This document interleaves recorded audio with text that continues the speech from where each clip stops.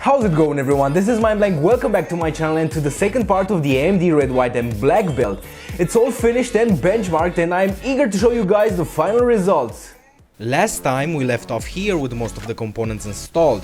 We just had the SSD fans and wire management to be done, so still a ways to go, but it had already gotten shape and started looking good. This is what's missing from our system at the moment, only the red lit fans, storage, and below them you can see the red LED strip.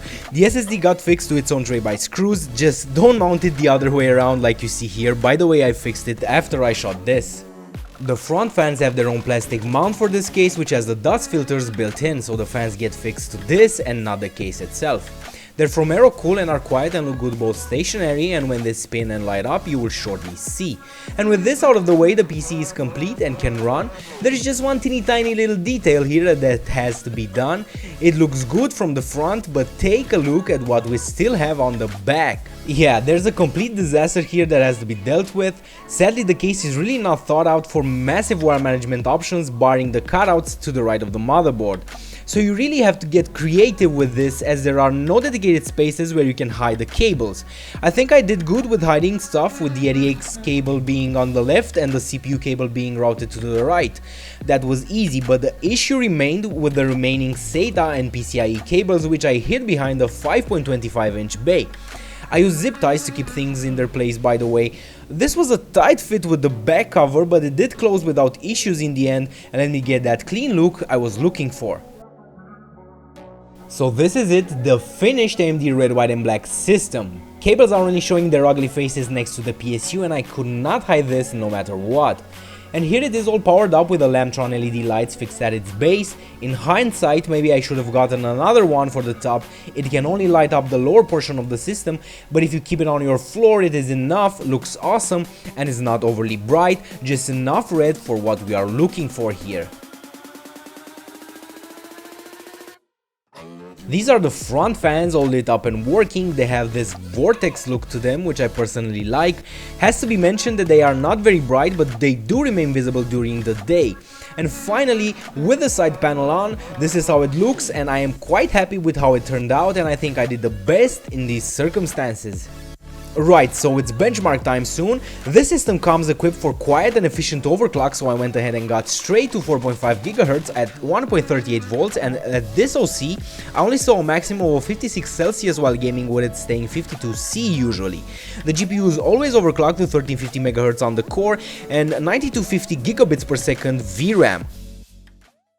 BF1 has just released and I tested first in the X11 and got very good performance with a respectable minimum of 68 FPS and 81 average. But in the X12 I saw a nice boost to 72 minimum FPS and 87 FPS average, quite a good jump and extremely playable. Gears of War 4 is a DX12 title as well. We again see very good performance from this PC, so 1080p users will breeze through this game easily. Mafia 3 got its fair share of flack for its poor optimization on PC, and for good reason, as this unjustifiably needs very high GPU horsepower for 60 FPS. Deus Ex Mankind Divided is tested in the X11 and this title requires a beefy GPU, but at absolutely max settings we are looking at good performance from this system. Witcher 3 has no problem in running with ultra settings, but no hairworks or AHBAO. 60 FPS average in this highly CPU intensive Novigrad area proves this system is very capable. GTA 5 is the only title where there are dips caused by the CPU, but a solitary minimum of 44 FPS is really not bad at ultra settings. Efficiently maxing out all 8 threads of the CPU, Doom on Vulkan just whistles past with a whopping 128 FPS average.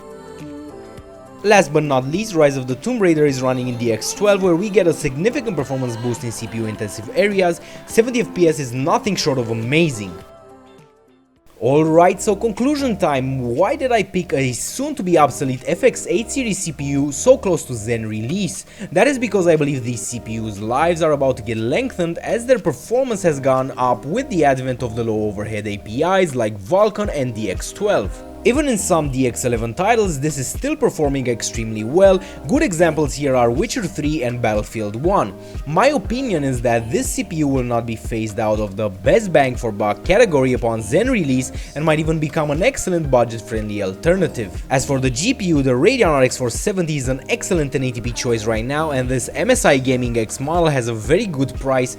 It also backs this up with good looks, great cooling performance and acoustics, so big thumbs up for it. Worth mentioning is the steep requirement in cooling power for upwards of 4.5 GHz and 1.4 volts for these AMD CPUs.